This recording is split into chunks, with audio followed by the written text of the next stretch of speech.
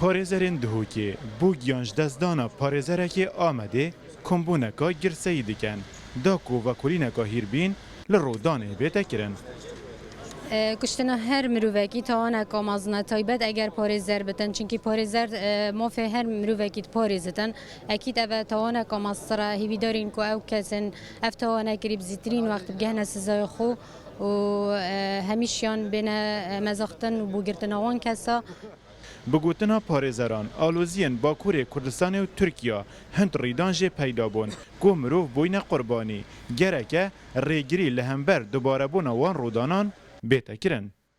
باجر آمد گله عزیز و شیرین الدفمه و کردستان داخواست کن کو خیناوینه شتن در باز بسانهی حسابات هبن دیودا دام دزگهت حکمت رابن کار خو کو بیت نشان کن کو کی دست گله کی علاقت به و بیت برانبر محکمه مختص وی کاری رابن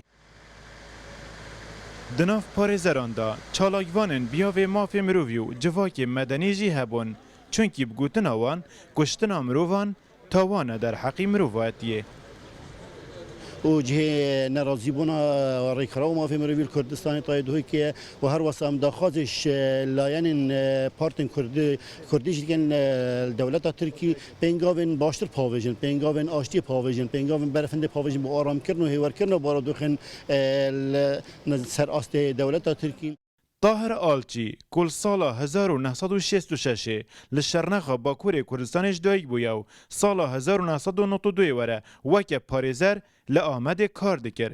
Di aloziyên roja 28 yazda da li Amedê giyanê xwe ji dest da.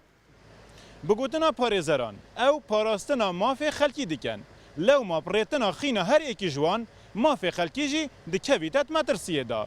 Piştevaniya wan bûyê ku du sinûra nan yasît. Çünkü ji bilî peywendiya mirovayenî û peywendiya netewatî wan peywendiya pîşeyî jî gelek de heye. Eyûb Nisrî Rodaw, Duhok.